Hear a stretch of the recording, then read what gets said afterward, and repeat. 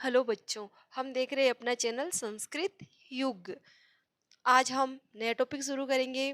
पीछे हमने संधि पढ़ ली है, समास पढ़ लिया है, संख्या ज्ञानम पढ़ लिया है। 3 टॉपिक हमने व्याकरण के पूर्ण कर लिए हैं। आज हम पढ़ेंगे कारक। क्या पढ़ेंगे? कारक। आज का अपना टॉपिक रहेगा कारक।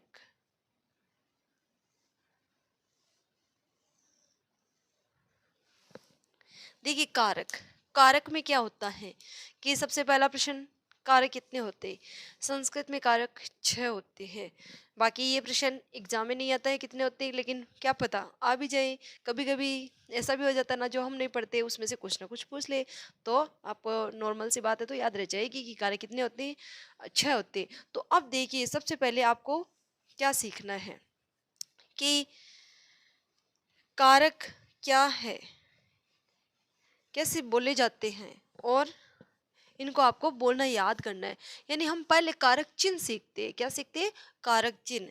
तो देखिए, कर्ता, कर्ता ने, कर्म को,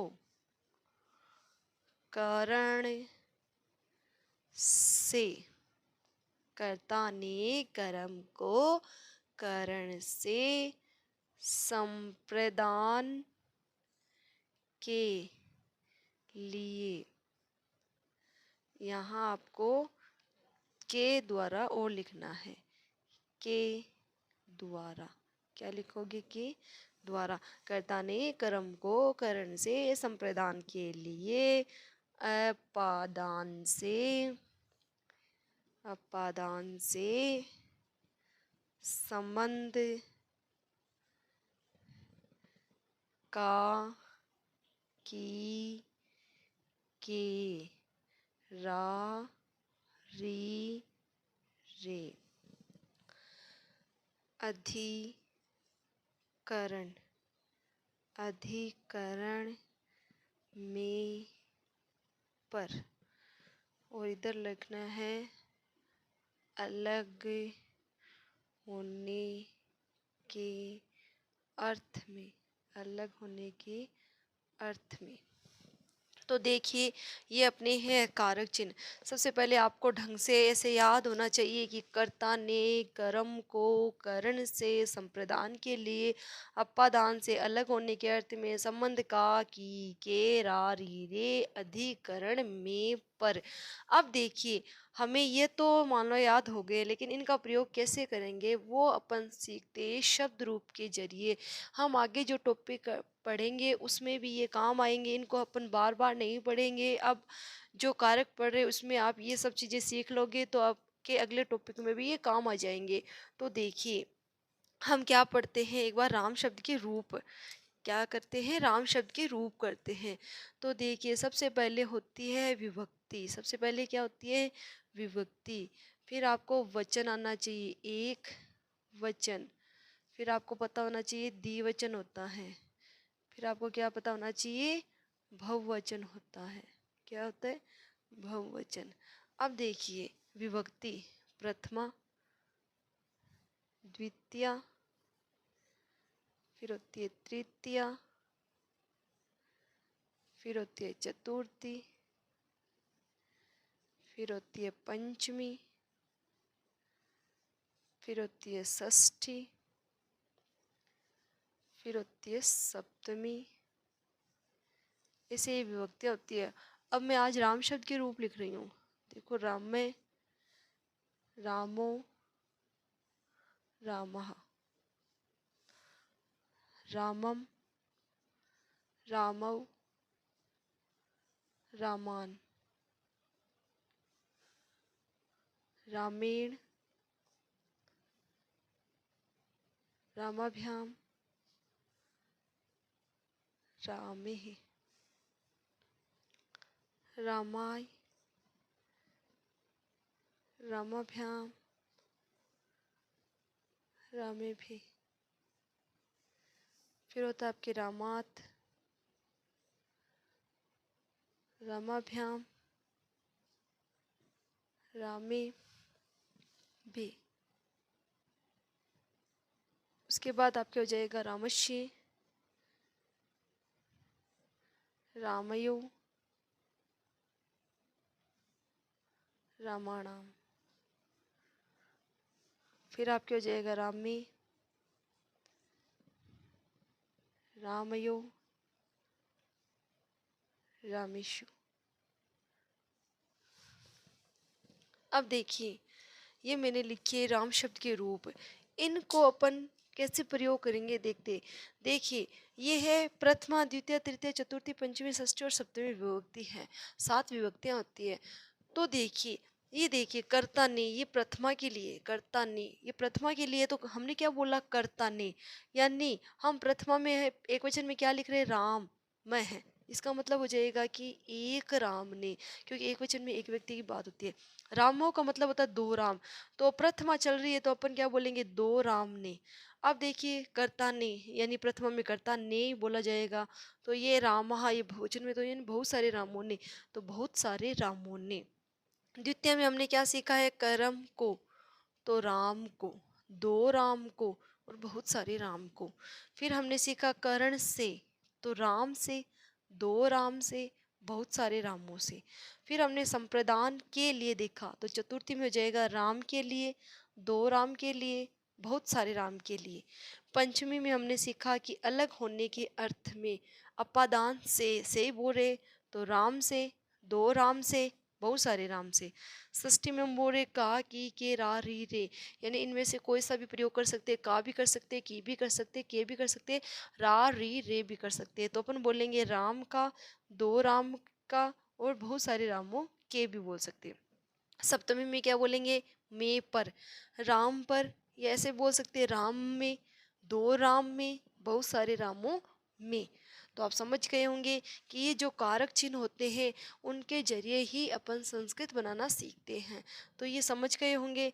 जो मेरा अगला टॉपिक रहेगा उसमें भी ये काम आएंगे, मतलब सारे जितने भी टॉपिक होते हैं उसमें सभी में ये काम आते हैं। और जब मैं आपको वाक्य बनाना सिखाऊंगी तो ये सब हम फिर से पढ़ेंगे, हमें फिर से देखना है। तो आप पहले से याद रखना ताकि आपको टॉपिक समझने में सरलता महसूस हो, और याद होगा तो आप उसका उत्तर भी दे पाओगे। तो ये समझ गए होंगे आप। अब देखिए, सबसे पहला नियम प्रथमा विभक्ति। तो देखिए, प्रथमा विभक्ति में तो इतने प्रश्न आपके कोई से पूछे नहीं जाएंगे, शुरू होंगे प्रश्न आपके द्वितीय विभक्ति से। तो हमने बोला कर्ता ने कर्म को, तो कर्म को यानी जो मैं आगे आपको नियम पढ़ाऊंगी उन नियम में से कोई सा नियम नहीं आए और द्वितीय लगी हुई होगी तो क्या हो जाएगा कि कर्म कारक के योग में द्वितीय का प्रयोग होगा। अब कोई लाइन आ जाए जिसमें करण से तृतीय विभक्ति का कोई वाक्य है तो अपन क्या बोलेंगे कि करण कारक के योग में, करण कारक के योग में तृतीय विभक्ति का प्रयोग है। यानी ये नॉर्मल मैंने पहला नियम बता दिया आपको कि सारी विभक्तियों में एक नियम ये अपनी अपनी विभक्ति के कारक चिन्ह के द्वारा भी होते हैं। तो अब आज हम पढ़ने जा रहे हैं द्वितीय विभक्ति। कौन सी विभक्ति पढ़ेंगे, द्वितीय विभक्ति। ध्यान देना, हम कौन सी विभक्ति पढ़ रहे हैं, द्वितीय विभक्ति। कौन सी विभक्ति पढ़े, द्वितीय विभक्ति। अपन द्वितीय विभक्ति की नियम पढ़ रहे हैं। अपन क्या पढ़ रहे हैं, द्वितीय विभक्ति के नियम। तो सबसे पहले आपको कुछ शब्द ध्यान में रखने हैं कि इन शब्दों के योग में द्वितीय विभक्ति का प्रयोग होता है। इन शब्दों के योग में द्वितीय विभक्ति का प्रयोग होता है, वो शब्द अपन लिखते हैं। देखिए, अभित, अभित है, परित है, उभयत है, सर्वत है,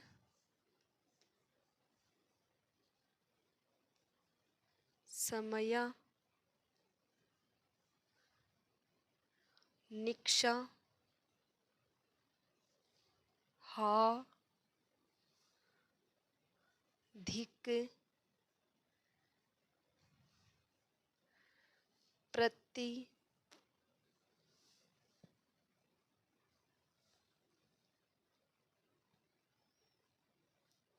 अधोअध है,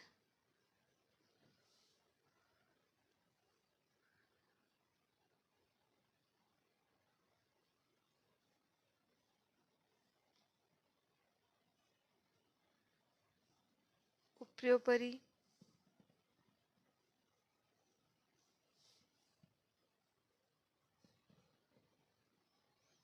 अध्यधि, यावत, अनु,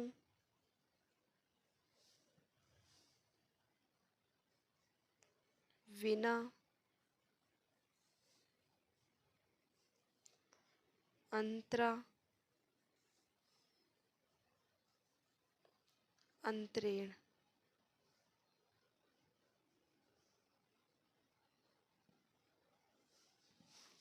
ये देखिए, ये कुछ शब्द है जिनके योग में द्वितीय विभक्ति का प्रयोग होगा। आपको कंठस्थ करने, ये कंठस्थ करोगे तभी आप इस टॉपिक से संबंधित जो भी प्रश्न होगा आप उसको हल कर पाओगे। तो क्या है, अभितः परितः उभयतः सर्वतः समया निक्षा हाँ अधिक प्रति अधो अदय उपयोपरि अध्यधि यावत अनु विना अंतरा और अंतरेण। ये आपको शब्द याद कर लेने हैं। इन शब्दों के योग में द्वितीय विभक्ति का प्रयोग होता है। आप काउंटिंग से भी याद रख सकते हैं कि हमें 17 शब्द याद करने हैं, तो आप अपनी अंगुलों पे गिन के बोल ले बार बार कि 17 कंप्लीट हमें बोलने आ गए क्या। अगर बार बार आप दोहरान करोगे तो आपको याद हो जाएगा। तो देखिए, अभितः परितः उभयतः सर्वतः समया निक्षा हाधिक प्रति अधो अदय उप्योपरि अध्यधि यावत अनु विना अंतरा और अंतरेण के योग में द्वितीय विभक्ति का प्रयोग होता है। अब देखिए, आपको कुछ धातुएं याद करनी है, कुछ धातुएं याद करनी है जिनमें द्वितीय विभक्ति का प्रयोग होता है। तो आपको याद करनी है कौन कौन सी धातुएं। दू है, याच, पच,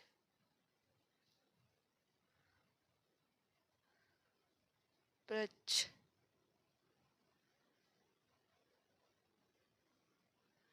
ची,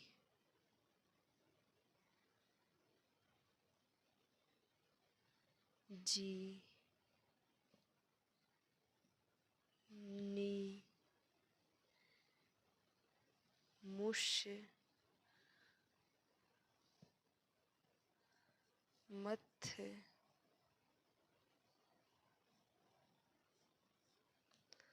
कृष, वह, री, ब्रू, शाश,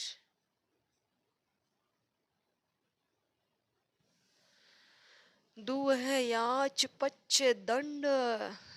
तो आपको कौन सी याद करनी है, दंड। देखिए, दु है, याच, पच, पृच्छ, ची, जी, नी, मुह, सॉरी मुश, मथ, कृष, वह, री, ब्रू, शाश, दंड। ये आपके धातुएं हो गई है। आपको इन धातुओं को ढंग से याद कर लेना है ताकि आपके द्वितीय विभक्ति के नियम कंप्लीटली आपको आ जाए। देखिए, आप बार बार बोलोगे ना, दुए, याच, पच, पृच, ची, जी, नी, मुश, मथ, कृष, वह, री, ब्रू, शास, दंड के योग में द्वितीय विभक्ति का प्रयोग होता है। तो अब इससे संबंधित अपन एक वाक्य लिख लेते हैं। क्या लिख लेते हैं, एक वाक्य लिख लेते हैं। जैसे देखिए, उदाहरण,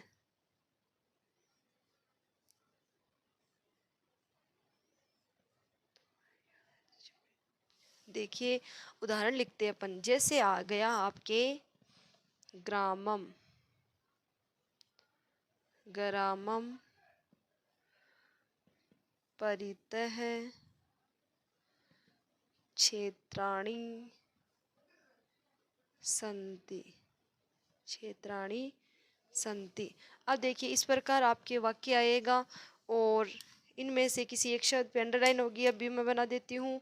देखिए, इस प्रकार आपकी अंडरलाइन की हुई होगी और आपसे पूछा जाएगा कि रेखांकित पद किम विभक्ति तत्कारणम लिखत, कि इसमें कौन सी विभक्ति है और उसका कारण लिखिए। आपके ये प्रश्न 2 नंबर का आएगा, तो आप 2 नंबर इजीली बना सकते हैं अगर आपको थोड़ी सी नियम याद है तो। देखिए कुछ नियम और भी होते हैं, अभी अपन पढ़ेंगे। देखिए ग्रामम परितः क्षेत्राणि संति, तो इसके नीचे अंडरलाइन दी हुई है। सबसे पहले तो देखो रामम, द्वितीय रामम, ग्रामम। तो आपको ऐसे भी पता चल सकता है, जिस बच्चे को अगर रूप याद है, अगर कोई नियम उससे छूट गया तो कम से कम शब्द रूप के द्वारा भी वो कुछ पकड़ कर सकता है। और देखिए परितय, तो ये देखिए हमने क्या पढ़ा था अभी तक, परितय। तो ये आ गया परितय, कि परितय के योग में द्वितीय विभक्ति का प्रयोग होता है। तो क्या हो जाएगा, परितय के योग में कौन सी विभक्ति का प्रयोग होता है, द्वितीय विभक्ति का प्रयोग होता है। तो आप वहां उत्तर कैसे लिखोगे, उत्तर क्या लिखोगे, परितय, परितय, क्योंकि कारण पूछता है कि किस कारण से द्वितीय, तो आप लिखोगे परितय योग्य, योग्य मतलब योग में, परितय योग्य द्वितीया विभक्ति, परितय योग्य द्वितीया विभक्ति। आप एग्जाम में ऐसे करके आओगे, इसका आंसर ये इस प्रकार आपके प्रश्न आएंगे। और आपको थोड़ा सा ध्यान रखना है कि उपसर्ग के योग में, उपसर्ग के योग में द्वितीय विभक्ति का प्रयोग होता है। उपसर्ग के योग में, उपसर्ग के योग में द्वितीय विभक्ति का प्रयोग होता है। या आप अगला नियम याद कर सकते हो कि उपसर्ग के योग में द्वितीय विभक्ति, द्वितीय विभक्ति का प्रयोग होता है, द्वितीय विभक्ति का प्रयोग होता है।